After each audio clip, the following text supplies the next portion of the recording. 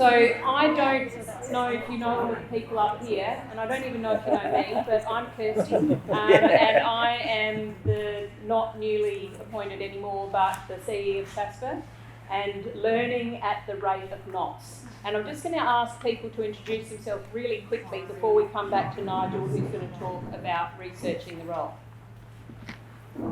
Introduce yourself. Thank you. Nigel Gill, I'm the Education Director for the Felix Stowe 2 portfolio, which is preschools and schools in the Campbelltown, Mulberry, Murrayata area. And before this role, I was principal of the Heights P-12 school and 3 or 4 other schools prior to that. Peter Kuss, Principal at Golden Grove High School, and been in that role for now 9 years. Claire Rochlock, Education Director, Mount Gambier 1 for the last 2.5 weeks. Before that I was in Murray Bridge 1, and before that Principal of Grant High School in Mount Gambier. Sarah Chambers, newly appointed Principal at Adelaide Botanic High School, about the same time frame, I think, Kirsty. And prior to that, I've been with the department for the last 5 years, so Deputy at Murrayata Secondary College, and then Assistant Principal at Mitcham Girls. And I'm Nick Fowler. I'm one of the Deputy Principals at Glenunga International High School. So in the presence of greatness of EDs and Principals, I had to check with Kirsty if she got the right Nick Fowler. So I'm here to just sort of give a Deputy Principal perspective. Good one, Nick. Thank you. So as you can see, we've invited a variety of people with a variety of expertise because, as you know, each site is different and each panel is slightly different, even though the rules are the same. So without further ado, I'll hand over to Nigel, who's going to start with talking about researching the role. Thank you. I think the first part is some self-reflection. Why do you want the position? And then a little bit deeper, why do you want that particular position? And then I think once you've done some thinking about that, it's being clear about what do you want to know. What do you want to know to be able to write the best application you can, and where are you going to source the information? And there are obvious.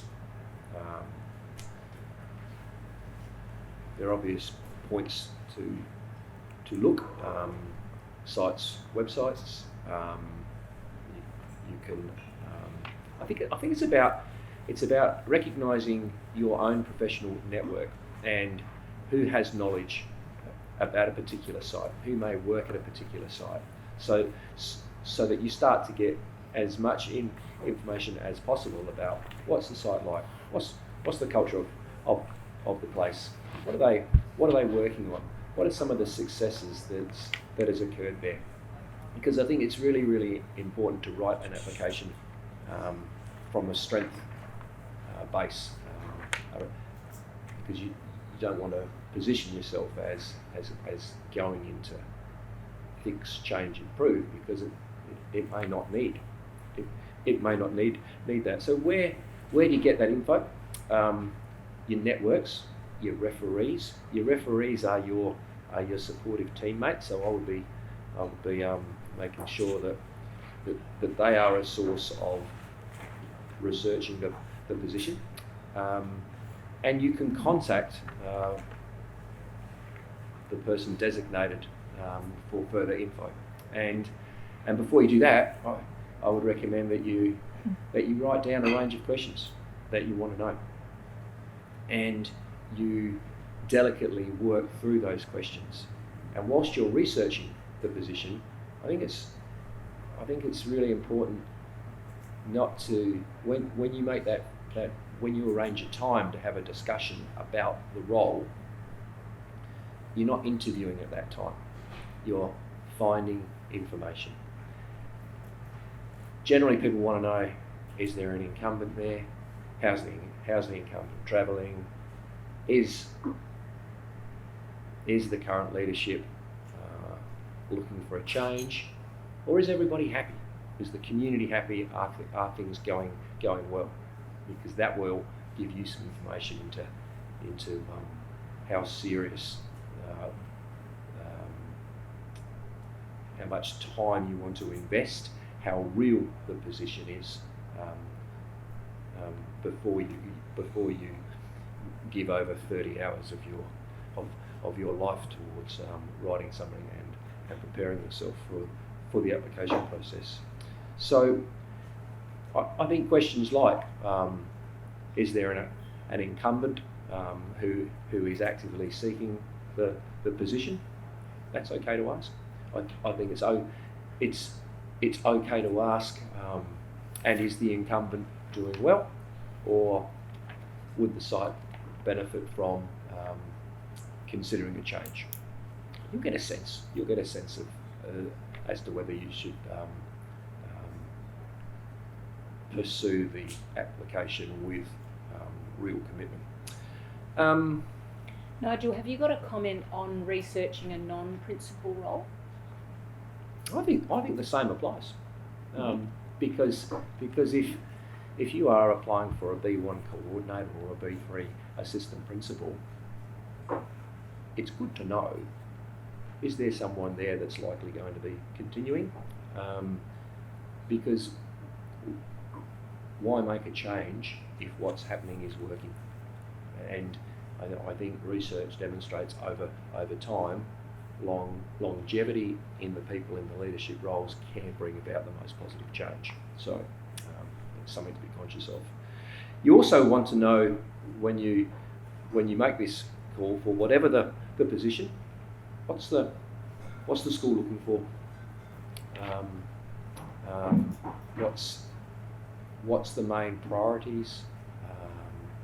Get information about the site learning plan or the QUIP if it's a preschool or a school principal position.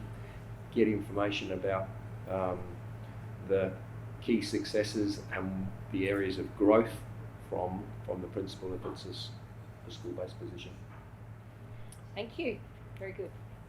So Peter's going to talk about the CV. Yay! That's what you're all here for, isn't it?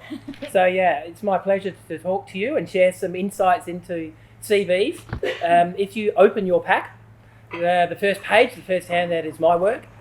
It's not really my work because the first two questions I went to EdChat for, because I think everyone who's writing an application these days would be a little bit crazy if they weren't consulting or using AI in some form to help them along the way. But I'm not saying, and don't write this down, I'm not saying get EdChat or AI to write your application for you. It's got to be you, but I thought this was a great place to start.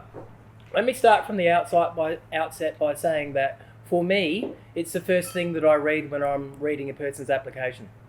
I would put as much importance on a CV as I do on their written application. And that could surprise some applicants. You spend all of your time writing your application, which I won't stray into, but then you may run out of time or neglect your CV. Or some people might just go way over the word limit with their CV and just think, the panel won't really mind.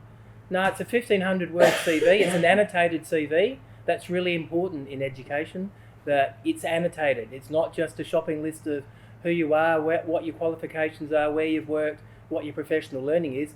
It's annotated. It's an opportunity for you to provide the panel with a whole lot of smaller examples of your leadership, of your key experiences, your outcomes that you've achieved that you just can't fit into your written application.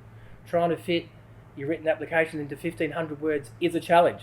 So there are some absolute gold from EdChat, thank you very much, about the first one says you must be clear. You must have clarity and be concise to the point. You've only got 1,500 words.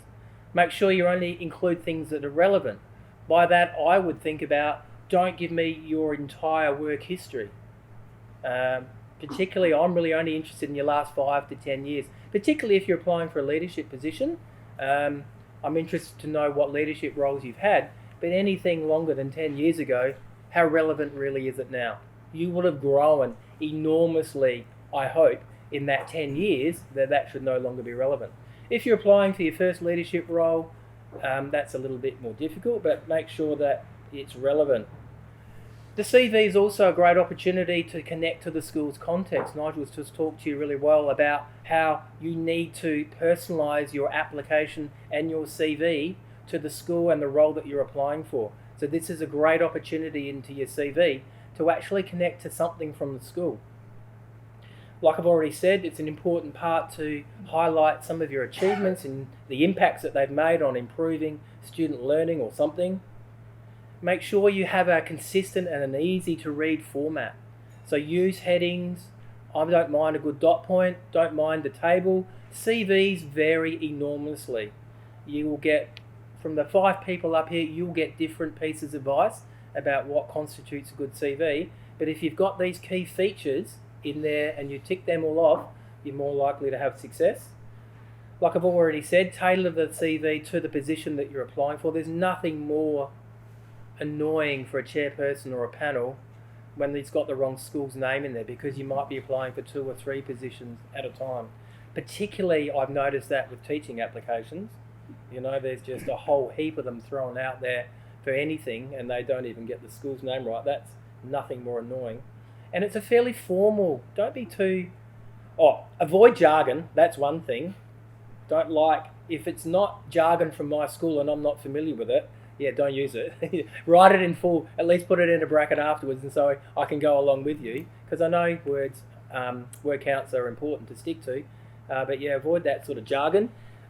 Use that professional language, and think about your layout. I don't know whether EdChat or one of those CV builders can help you with that, but a well-presented, well-flowing CV certainly adds. And like I said, it's the first thing that I read. It's giving me that sense of who it is that I'm reading about. Where have they worked? What qualifications do they have? What sort of things have they been involved in? I'm looking for that match between what they presented to me and the role that I'm trying to fill. So for me, an effective structure for a CV, you don't have to follow this exactly, but this is what I'm looking for. I want to have your personal details at the start, so your name, your ID number, your contact details. Don't make me look up your email address or find your phone number. Make it easy for me.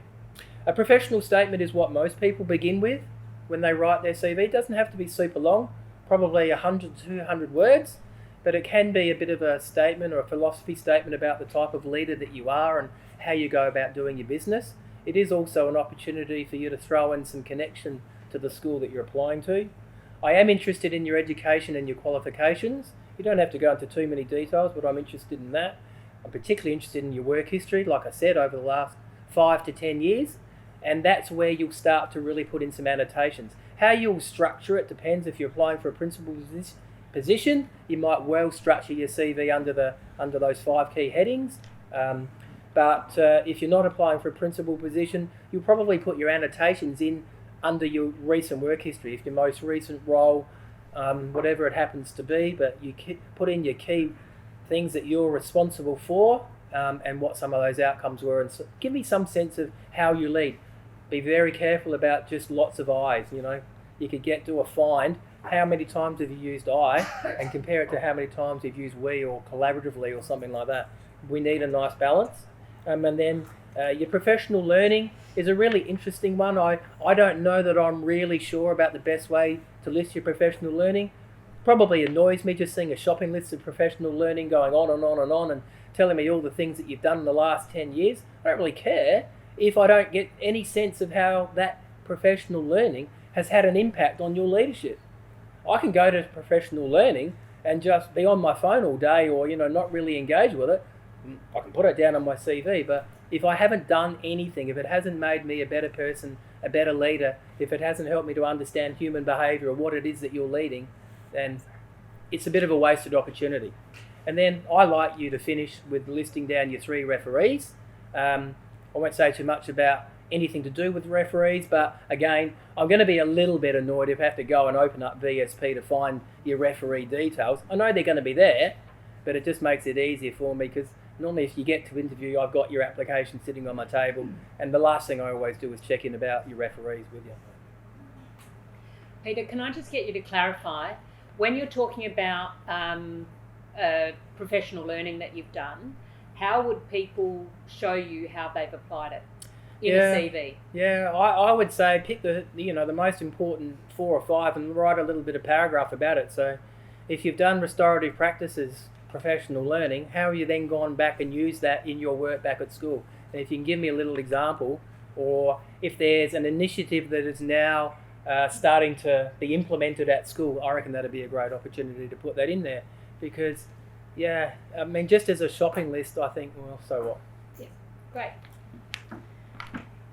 Thank you. And I would second that. It's if you can choose the professional learning that relates best to the job that you're applying for, and then show how it's you've used it, then that's a really strong way of showing worth.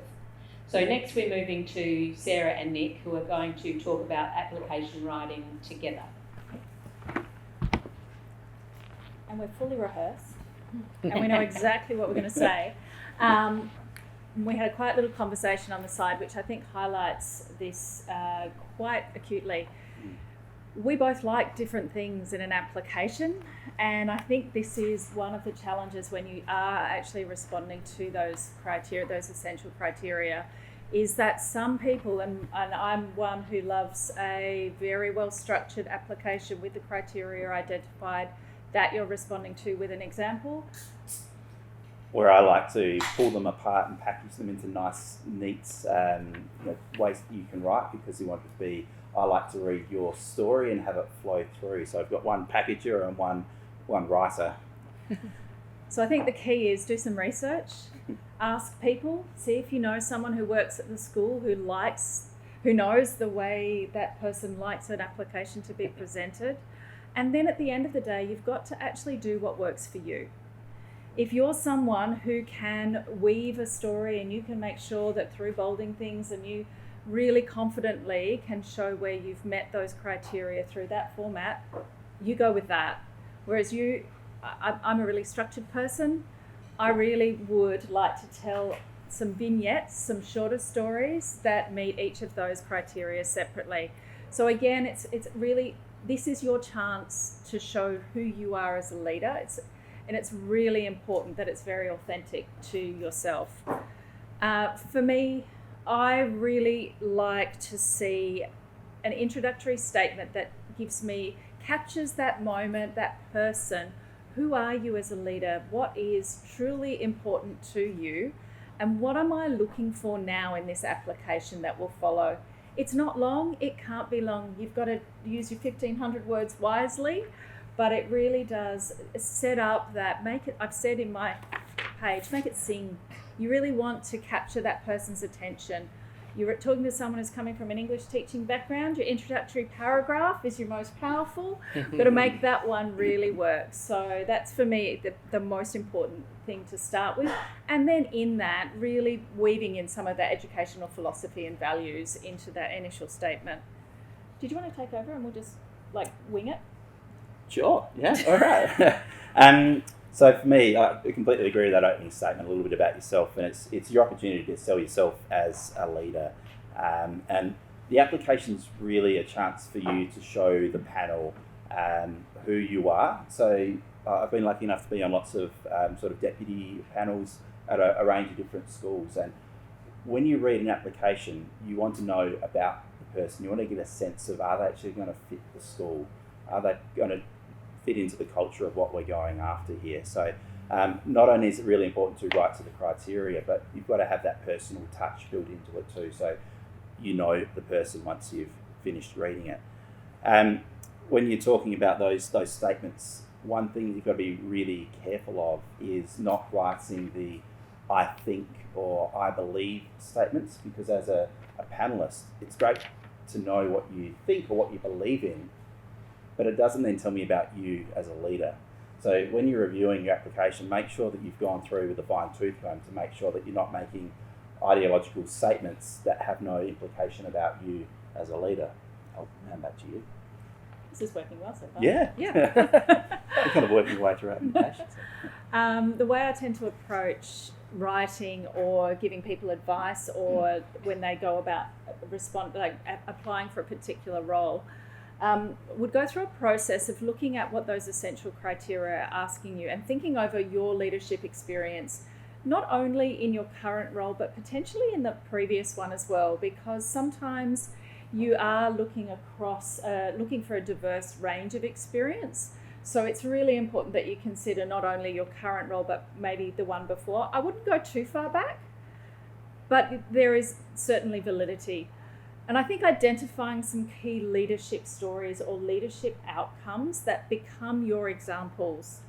Often you can go about maybe collecting a document with a whole range of possibilities, keeping some aside that maybe don't make it into the application that might become part of your interview, or things you want to maybe include in your CV as additional responsibilities and outcomes that you've achieved. So spending that time unpacking what is it that I have done that shows that I'm prepared to take this next step in my leadership. And that probably hands over to them. I'll take over again. Yeah. So it's working really well. So part of your pack, this is especially for the B-band leader applications. The last page, which it's printed in A3, so it's got the fold out there for you. It's a really powerful document and one that's probably overlooked frequently when you're writing applications. So what you've got there is the whole range of descriptors of what's expected from a B1 leader right through to a B6 leader. And some of the key things that you need to provide evidence of are basically outlined in this document. So this is in the enterprise agreement, so you can find this document publicly. It's not a secret thing, but it really does talk about the types of examples. So for a B6 role, working on your strategic outcomes, and they have to be at a whole school level. So what Sarah's saying is, how are you identifying really meaty examples of you demonstrating leadership at a whole school level? And the complexity, so what level of complexity are you working at? So you know if you're applying for a B6 role, here's what's expected of a B6 leader. How am I then providing evidence to show the panel that I'm ready to step into a B6 role, or for the principal roles using the 8 SOAR principal standards? Not that I can talk about that whatsoever. So I'll hand back to you, Sarah. Thanks, Nick. I would like to second that, because sometimes in that initial thinking, you might actually identify, I'm actually not quite ready for this next step yet. And that's that point where you go, all right, so what do I actually need to do? And some of the preparation for applying for a job is actually to spend some time looking at those descriptors, thinking about what you have been doing in your current leadership role, and then projecting into what that next step might look like for you, and where are the pieces of the puzzle that you might need to find some professional learning, or potentially work with your line manager or your mentor around what is it that I need to have exposure to or experience of to demonstrate that I'm ready to take that next step in my leadership. Because that is part of your professional development and that should be part of your PDP conversation, to assist you to be able to show that you are ready because you have had exposure or experience of some leadership at that next level.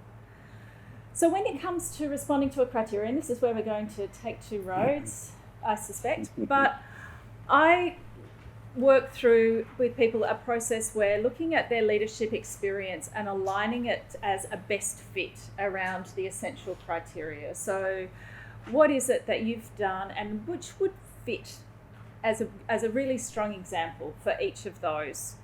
And then we start to unpack, and I use the framework of considering what's the situation. What was the situation that I found myself in, the context of the leadership work that I was doing? What was the problem or the challenge or the situation at the school at the time that needed this work? Okay, and what type of leadership was actually required and why? So really getting clear about the context of what was happening in your leadership at that particular point in time.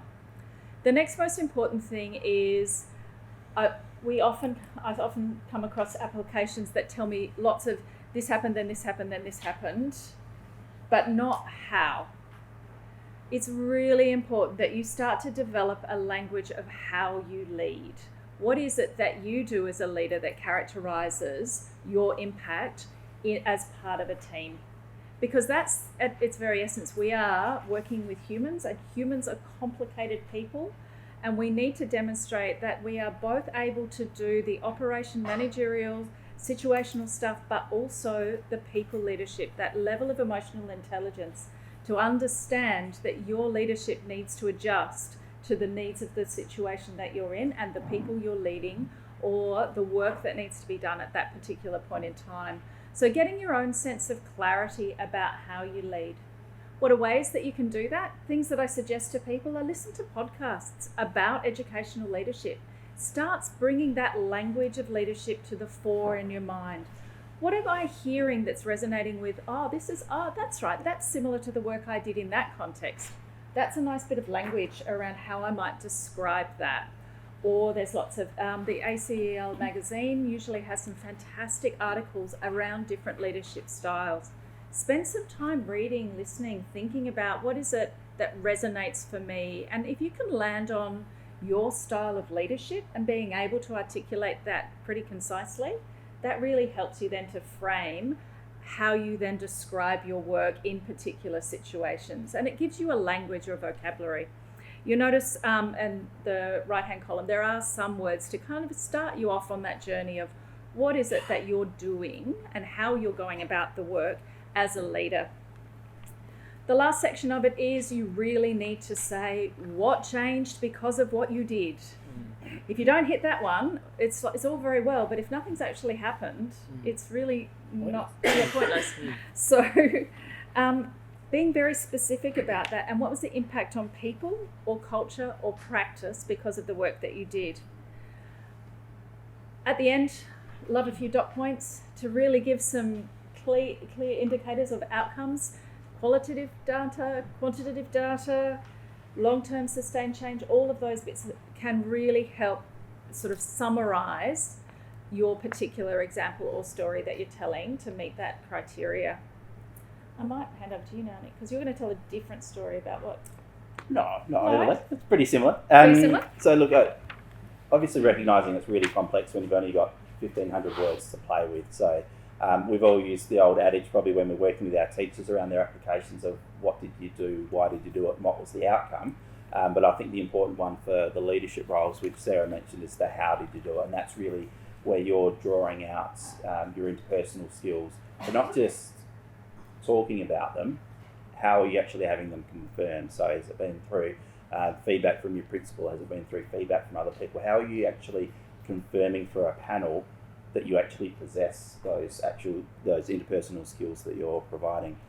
In terms of outcomes, I think it's great to describe the outcomes and really focus on, often it's the shift that you're making in your people. The quantitative, qualitative outcomes could probably go into the CV, so slightly different take there. So that's where you've got those extra rooms to play with. I think when you're working at these higher levels, it recognises that you are involving a whole range of different people in what you're doing. You're never actually working alone on these big projects that you're going to use as evidence. So a key thing to do at the end is to look back over your application. I like to highlight the I's. So how many times you've actually used the word I, and is it showing that you're a bit of a lone wolf and you're not working with other people, or do you still get that sense of collaboration? So do some of those need to be I did this, and then it turns into a we and describing the team and how you led that team. So it's something to be really aware of, that it's not too focused about you, while striking the balance that the application is fully about you, which is the complex bit. So, yeah. Because the other side of that is if you use too many we statements, your role in the leadership might not really shine through. And yeah, it is actually, look at it and do the Control F, find. See how many times you're saying we, see how many times you're saying I, and try and strike that balance. It does get, like when you've got 1,500 words to play with, every word counts. And this probably leads me to the last section, which we went, do we talk about the elephant in the room? But Peter, thankfully you brought it up straight away. We know we're living in the age of AI, and AI can be a really useful tool to use to help you refine your application, or potentially offer you some suggestions or some feedback about how effectively you've met a particular criteria. I will put an enormous caution across this though, because anything that is generated originally from AI stands out enormously. It is so obvious when you know that this is not someone's natural voice and this is not articulated in a way that actually is genuinely personal. So be very, very aware when you are using it that you really still need to maintain that this is me, my writing and my leadership that's coming through. However, saying that, 1,500 words is really hard to meet as a word count. AI can't count, I have tried, but it is actually quite a good way of helping you identify where you might have repeated yourself, or where perhaps you can actually ask it to nominalise, you can ask it to offer some clarifications, or you can actually do that. And I have suggested a couple of prompts down there, because it's not just about asking it to say, please make this clearer, or rewrite for clarity. There are nuanced ways of using AI to really help you maintain that natural voice. That part of a prompt actually is quite helpful, maintaining my natural voice. And that means it will keep your words and your phrases in there as you're using it. Refine this statement by reducing repetition, keeping it under 350 words, but always copy and paste back into Word so you can check that it has, because sometimes it doesn't. Normalising where possible and presenting key outcomes as dot points. Maintain a professional, authentic tone aligned with Australian English. It will always default to US, and it's the dead giveaway. If you haven't even taken care to actually make sure you're using Australian Standard English, it shines. Yeah? So these are the little things that trip you up. The devil's in the detail, and you never sort of just copy and paste back in your application and hope for the best. Give it a good read. I've got probably one more thing. You really know you're an English teacher when you're talking about normalisation, don't you? So I'll just pick up on one last thing around what Pete said around in education we love a good acronym, and just because you know it and you use it and it's part of your school culture, the way you do business, doesn't mean that another person from another site, you're going to have at least 2 sites represented on a panel, so they won't know what it means. So make sure they're actually explaining it, or using DFE language that's transferable across sites. So a number of times I've read a paragraph and have no idea what the person's talking about, because it's about a little acronym that I haven't heard of before. DFE does love its acronyms. And I did have a final bit of advice, and that is... We're getting the wind up too. We are? Are we getting the wind up? Oh, my final, read it out loud. That's another English teacher It's a thing. very different English teacher thing. Read it out loud. You will trip over if you've made a tense error, or read it to someone. It's the best way of checking your own work. And just make it you. At the end of the day, that's really what, as leaders looking for the right person to fill that role in the team, we want to know who you are. How do you feel about written applications that include a link or, say, quotes and things like that? Do you have any thoughts about that? I don't open the link because it's not part of the application process. I've received them in the past. I'm asking you as an expert. Yeah, no, that's my... I don't open them. They're not part of the application process, and I don't feel like it's a fair addition to be opening to something, a video, or I've seen it done, but I don't usually consider it. What about you? Oh, no, I don't either. And No. quotes? Quotes from who? Oh, people include quotes for, as evidence or as feedback that they've received as part of PDPs or something like that. How do you feel about that? Short, concise, relevant? Maybe? How about you? I'm on the fence a little bit, Yeah. because 1,500 words is not much, but short and punchy I like. If it's going to take up 200 or 300 words, I'm going no. Not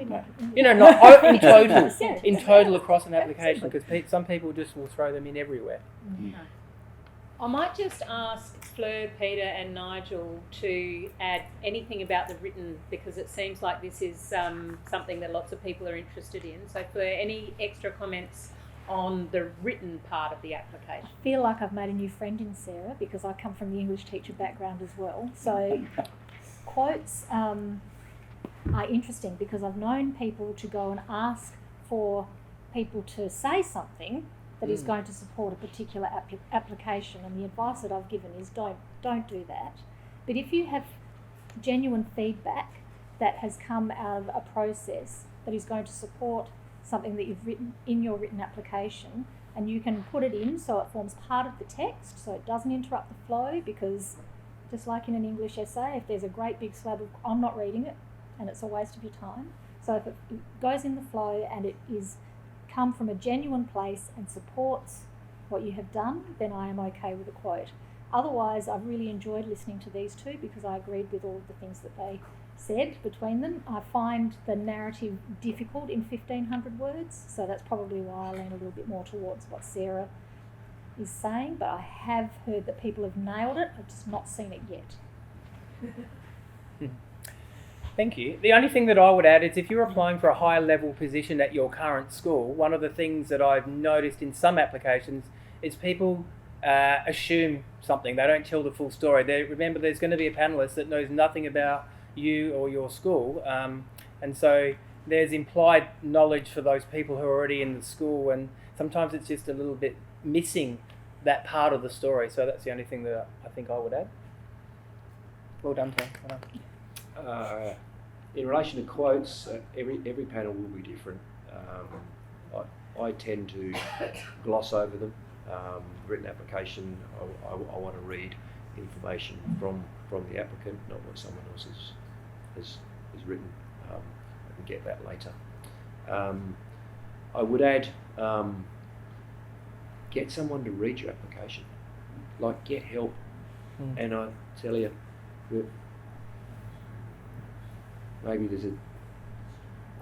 sometimes we're not good at asking for help, and you struggle along, you try and do it by yourself, but as soon as you can become comfortable about asking for help and sharing the application with a couple of people, you just get so much of a different insight because you know what you're writing. So I think that's really important.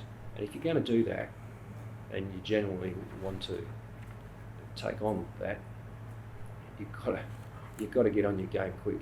There's no point asking someone to read your application if you haven't given them at least a week to do it, because they want to do it properly. My 2 cents is absolutely get someone to read it. When you've been writing it and you've rewritten it 5 times already, sometimes you read a different version than the one that's actually on the page. And yeah, don't give it to someone 2 hours before it's due. Handing over now to Fleur for referee and selection. So choosing your referees is really, really important because this is the objective information that will come to the panel. So it's vitally important that you think carefully about this, and my advice is that you talk to your line manager about who is going to be able to best represent you as a referee, because they will have had the opportunity to hear other people perhaps give referee statements, and you want somebody who not only knows what you do, but is actually going to be able to speak well about what it is that you've done. So choosing your best mate, who you've been doing the team teaching with for however long, might not necessarily be in your best interest if they are not experienced perhaps in giving a referee statement and aren't going to show you in the best light. So getting advice on that is really important, and you can sit with your line manager and nut that out. They'll have to be one for a start, and I would advise them that you make sure that you give your application to your referees, all of them, well before the time that you're likely to be interviewed, so that they are able to have a look at it and ask you any clarifying questions. Hopefully they might politely or kindly sort of identify for themselves where some gaps might be and what they're likely to be asked because of those gaps that they may have recognised. And then they can be a little bit prepared for what they think might happen when they're asked to give a referee statement. It's really important that you let your referee know when they're likely to be contacted if you have that information available, because one of the worst things that can happen is that you can contact a referee and the first thing that they say is, now which position is this that they've applied for? And that doesn't give the best impression of you, because it looks like you're trying to get out at any cost, is the impression that might give. Also on that, it's really, really, really not great if the referee says, I didn't know they were applying for that. That's a big problem. So it's important that you are in a kind of silence with your referees, obviously. Your business is your business, but make sure that those key people know exactly what's going on so that they're going to be able to represent you in the best way. I advise in general, if you're going through application processes, the best thing that you can do is to get yourself panel trained and be on panels, because then you are able to see examples of all of these things that we've been talking about, and you're able to then apply those things to your own practice. So I have been known for people who are in my realm, once they've given a referee statement, perhaps then I will actually go and talk to them about how their referee statement has gone and help them with some development of that. So those, I think, are the really key things about the referee statement, is make sure you do your preparation really well. Be strategic about who you choose. Doesn't have to be the person who knows you best, can be the person who's able to represent you the best, and be articulate about that. And just do your due diligence, really. And as Nigel said, get help. All of these people who want to see you do well, and their job is to help you to develop and become better, not just at your job, but also in being able to propel your career forward. So make sure you take advantage of all of those opportunities. Any other comments about referee selection? On the CV, I like to see where you're listing your referees. Make it easy for us as well. So their name, their title, their current title, their school, their position. Give us a mobile number. Not so much an email address, but a mobile number just makes it so much easier. And then what I do like, in some of them, they talk about, they write about what this referee can share with the panel. And so sometimes when you're getting a referee, you want a nice spread. So you want, obviously, your line manager, you want someone else who's worked closely with you. Maybe there's time for you to put down a referee that can talk about you as a person, as your character, about, you as a human being. It could be possible that, that would be really useful for you in the panel selection process. Yep. And to finalise the panel input is Nigel to talk about interviews. Thank you. Where do we start here? I think preparation. You got to get the balance right. I think you can overcook. You can overcook your preparation for an interview, and if you do that, you run the risk of not being yourself and delivering pre-prepared material rather than really focusing on the question. So I think in preparing for an interview, I would suggest consider the best examples of your work. Think about what your role was in those examples, what the role of others were, how you led, and what were some of the outcomes of that work. And if you can have several examples in your head, 7 little stories that you're just talking about yourself and how you work, then when you get to that moment where you get the questions, because you're going to be nervous, you're going to first read it, you're going to go into panic mode, and all stuff's going to be spinning in your head. Just try and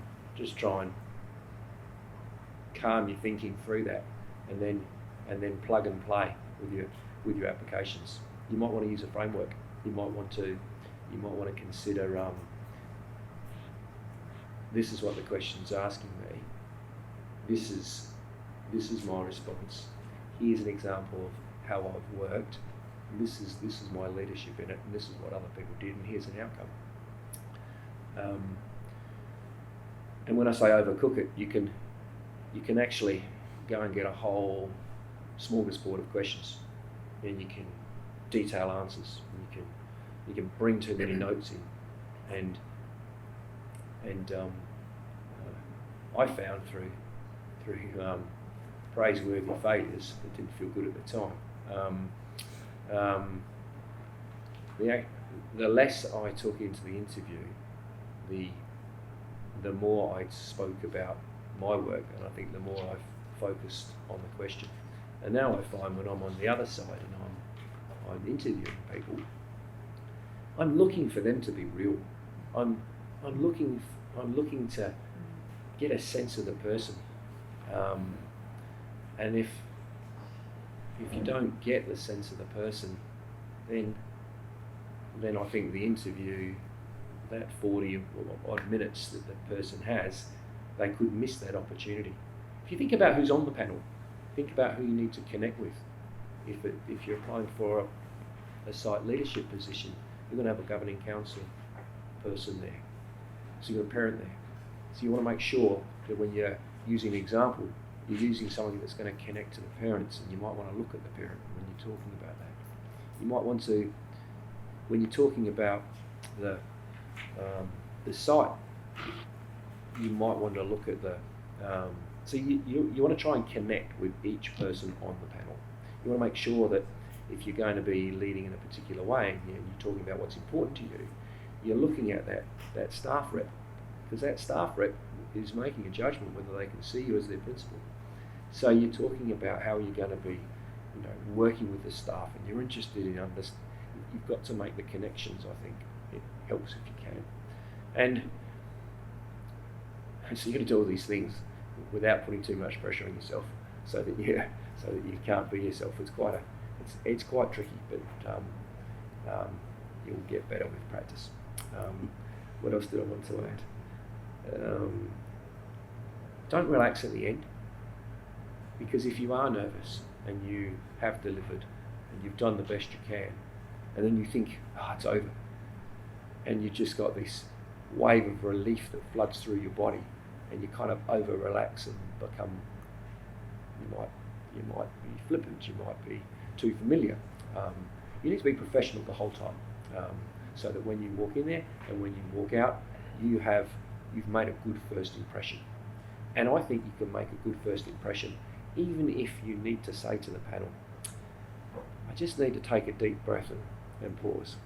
I may have lost my way with that question, or I just need to think about that. And you just take a few moments and compose yourself, because they want to see a real person in front of them.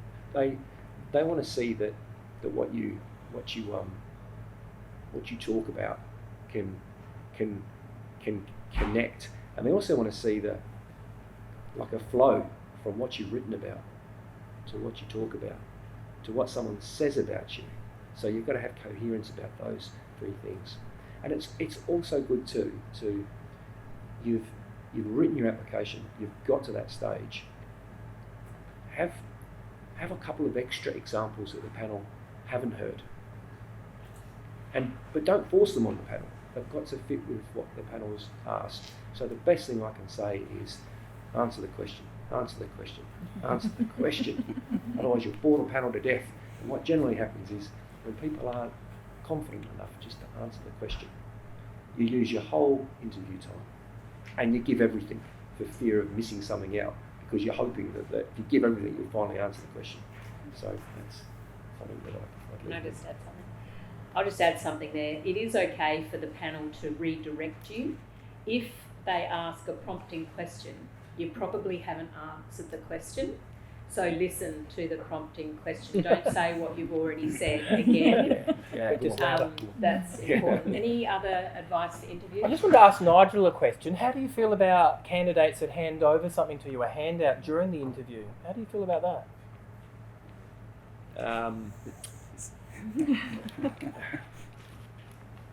A little bit like the quote in the. I don't know the authenticity of that handout. I don't know if that handout is lived and breathed, how it's connecting with people. So for me, the interview is about is about a connection with the person and getting that coherence. So happy to be left with something. Probably won't look at it. It's okay if you bring something in that's simple, and you might speak to parts of it just to help with your nervousness to get you settled. That's okay. Yeah.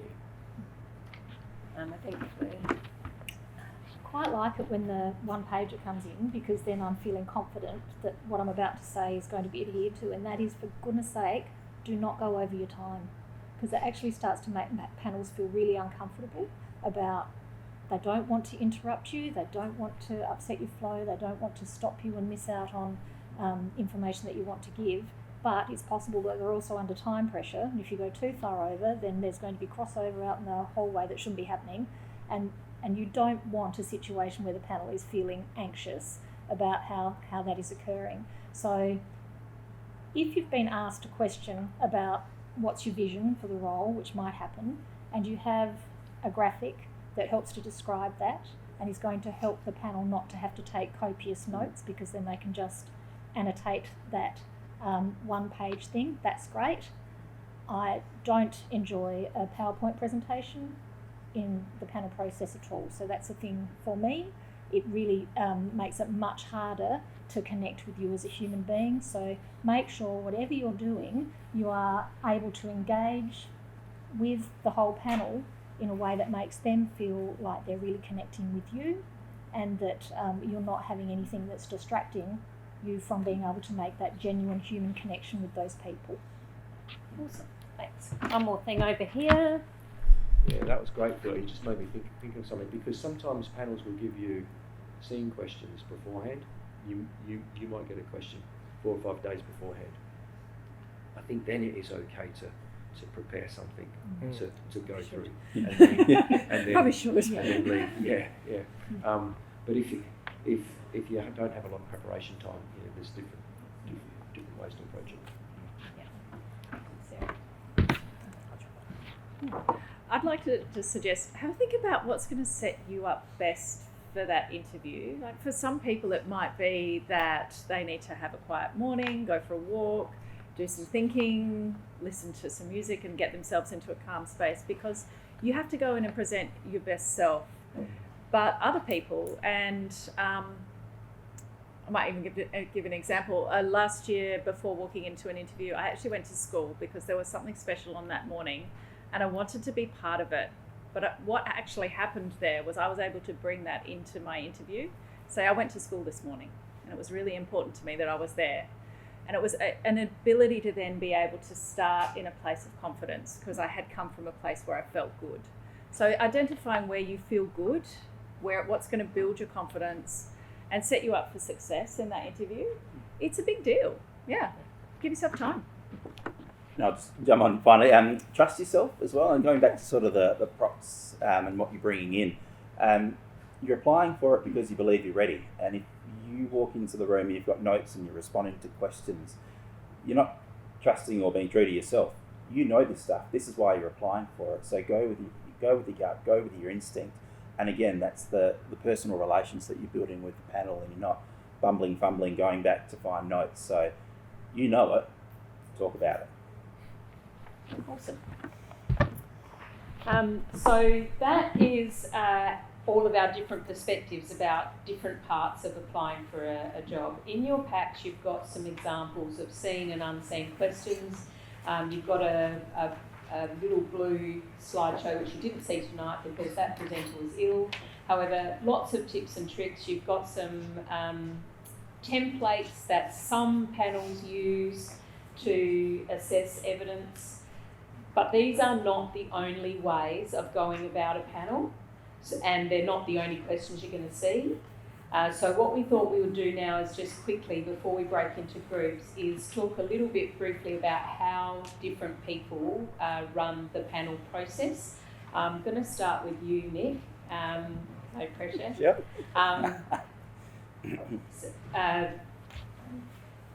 Different levels of B-level leaders have a very similar process. The principal process is slightly different. So I think we'll start. Is that okay? Yeah. I'm really not sure what other people are going to say. I won't talk about the panel process or how our panel's formed and what they're looking for. I might just talk a little bit about how we've done some different things lately, where we tried to cast a wider net for a couple of our roles and work through Hender Consulting to actually advertise it. And part of doing that was that they had to sit on our panel to be another person on the panel. But what we learnt from that was their style of interview, and we've now flipped to a conversation style of interview rather than giving the scene questions or sending one out a week in advance. And what we now work on is the panel has got a range of questions that we know we want to ask, but what we do is actually pose an open question, start the conversation, but then we're interjecting, questioning, prompting throughout, so that we're actually getting authentic in the moment answers. So it's a different way of doing it that we've shifted to, but what we're finding is that we're actually getting much better people for the roles because it's a conversation. You're learning about the people, you get a true sense of how they go about their business and what outcomes they're achieving. So we've learned a lot from moving to that sort of model. So I'll pass along, but that's just a different perspective on a panel again. I think I probably would like to second what you've said, Nick, because having run panels with seen questions, unseen questions, scenarios, it's always nice to give the person coming into the interview something to start with. But generally the conversational style has brought about better outcomes for me as well, in terms of really deeply being able to understand what someone is going to bring to their role. And how they might be a good fit for your school. And I think working with your panel members around what it is that you're looking for and the fit that you need around the skill set, but the personality, the culture fit, all of the parts of the puzzle that you're looking for. So you know that your panel's clear. I should have said it reduces anxiety, the nervousness of the person as well. So. Yeah. So I think that's another thing that I'd probably add, that there's lots of work in the background around getting panel on the same page around what it is that we're looking for here, even from the point of actually unpacking the JMP with them from the very beginning, to look at what are the indicators of what we're going to be trying to identify within these candidates, and what's the best mechanism for us to do that. So make sure you've read all of the JMP, not just the last page with the criteria you have to respond to. Getting examples and getting a deep understanding of the outcomes and the results to be achieved is really important too. Well, I'm going to bring a little bit of a regional perspective to this, which possibly doesn't. I looked at the list and there weren't many people from the regions here, but my lived experience is we've just listened to two people who sound like they're going to get a fairly broad fill for most of the things that they advertise, and that's not what will happen in my part of the world. So when I am running a panel, then we need to be very careful that we're not disadvantaging any of the people who might apply, who might not have the same levels of experience that could happen in a metro site. So that means that we're probably a little bit more flexible in terms of what level we're looking at. What we're looking at for an A3 principal might be quite different from what we're hoping for in an A6 position, and those sorts of things.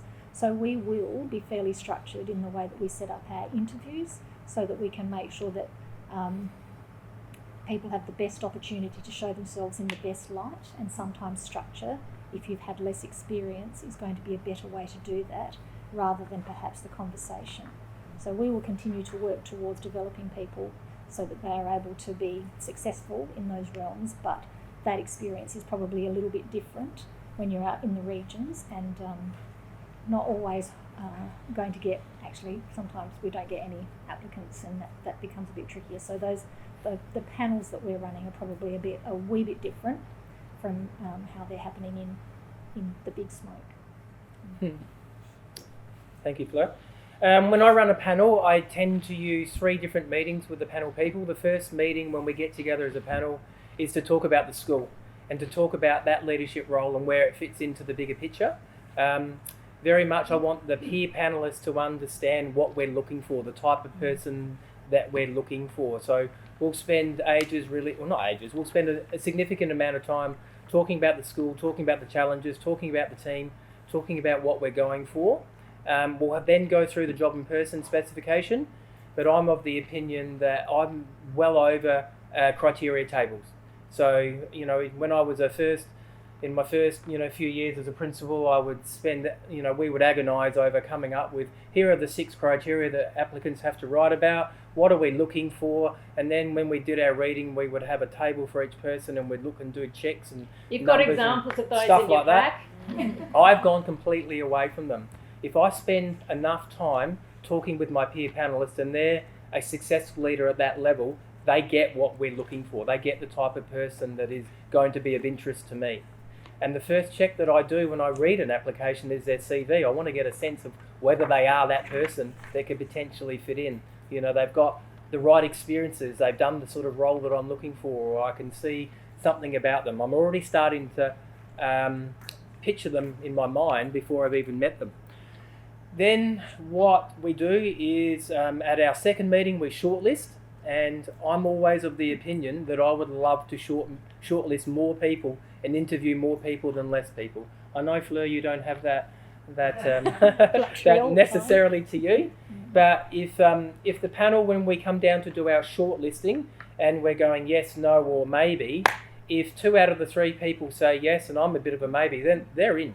They're going to be interviewed, because I would rather interview 4, 5, 6 people. It makes for a very long day, but it gives us the greatest opportunity to pick someone who is going to fit really well for the school. So yeah, shortlisting, and then I send out the emails asking or offering people an interview. And the way that I always structure interview day is, the length of interview will depend on the level of the position, but I will always give the applicant a scene question. So I'll give it to them when they arrive. I'll always say, arrive 15 minutes before you come and meet the panel. Going to give you your first big question. It's always related to something from the outcomes. And if the person has read the job and person specification, they should have predicted that question. There are no surprises. I'm going to ask them about, what does your first 3 months look like? What does your first 6 months look like? What leadership actions are you going to do? What's going to be important in those first 6 months? How do you know you're going to be successful? When you check those questions, you'll see that's the ones that I always start with. That's my scene question. Then the panel will use 2 or 3 more unseen questions. But again, we'll use a style like Nick and like Sarah have talked about, is when the person comes into the panel, we do the introductions and all of that sort of stuff. And then I say to them, there's going to be 3 or 4 questions. We're not going to interrupt you. You start speaking, we'll make mad notes, we'll smile at you. But don't be worried if we're not looking at you the whole time. When you're finished, then I'll check with other panel members. We don't have a magic list of things that we're looking for you to tick off. If you haven't spoken about something that we're interested in, we're going to ask you.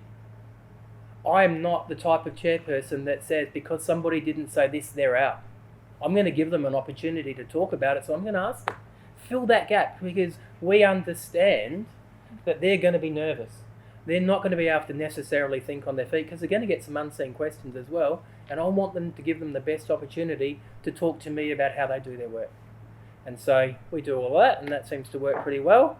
I'm a little bit looser on time, if they go 5 minutes over. Always have a buffer before the next person comes in. We always have a buffer, so yeah, they go in. And There's then buffers and there are yeah. buffers. For me, the unseen questions are always going to put people into situations where they have to talk about themselves and what's important to them. I'm going to give them an HR question, a challenging or a difficult person, or someone who was resistant, talk us about that. I'm going to ask them at the end why they are the best person for the job and why the panel should select them. Because that's really interesting. Some people say, well, that's the hardest question. I don't know. And they don't want to talk about themselves. So for my panels, if you're going to ever come in front of me, you're going to be asked about why you're the person. Why were you interested in coming to Golden Grove High School? Why did you apply? If you can't convince me that you're interested in the school and you've done your research and you know what we're about, not so good. So that's how I run the interview process. The interview process for me is the most important part, because I'm getting a sense at that time whether they're a cultural fit for our school. And if I can't imagine them, I can't imagine working with them, coaching with them, taking them in, and then I'm not going to nominate. So then we haven't talked about nominations as well. Often a panel will nominate more than one person because you've met the criteria. I could imagine you doing the role. I would love to have you in the school, but we've nominated 1, 2 or 3 people. What some people don't do at the end of the panel process is ask for feedback.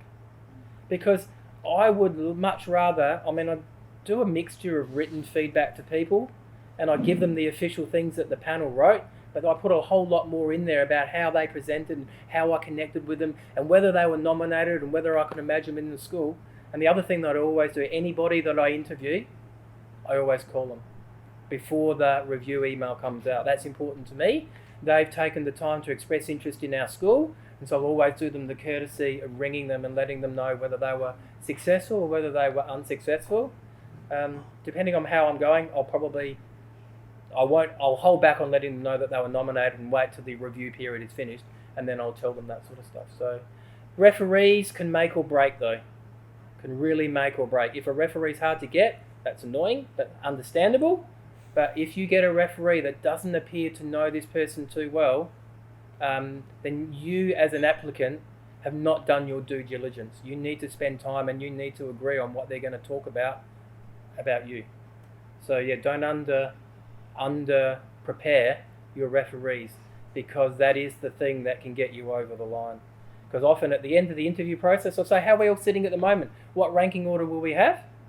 Yeah, okay. Now let's hear from the referees, and then we'll do that ranking again. Similar to what Peter described with the 3 meetings. What can I add? I don't tend to. I don't tend to send out pre-questions. There is usually a scene question or two. I've fallen into a style of having a question, but then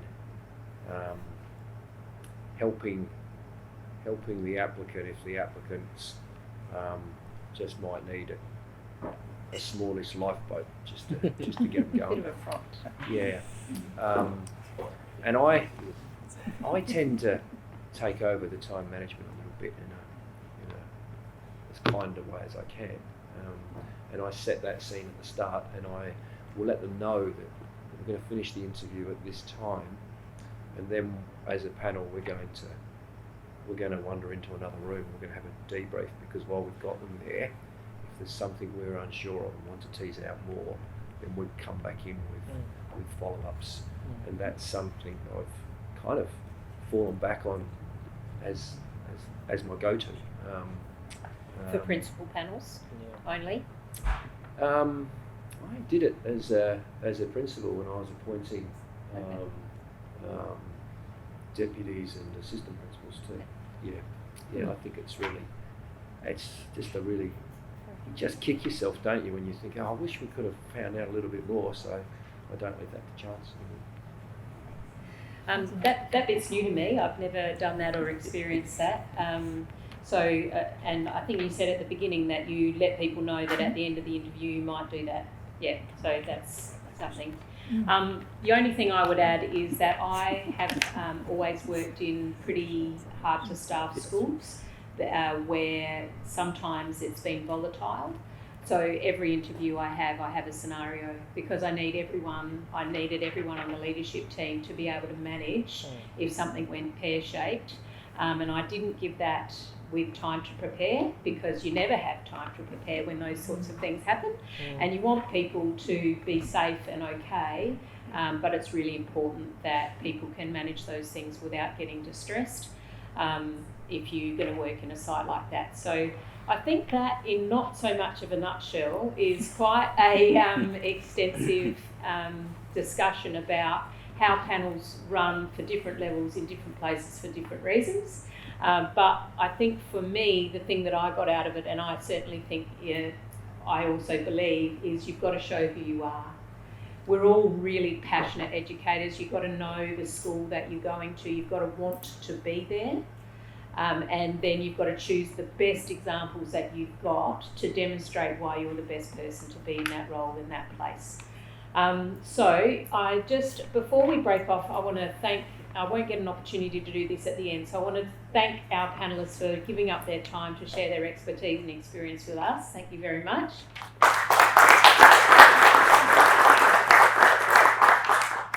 And what we thought might be useful is if we break into 3 groups. So if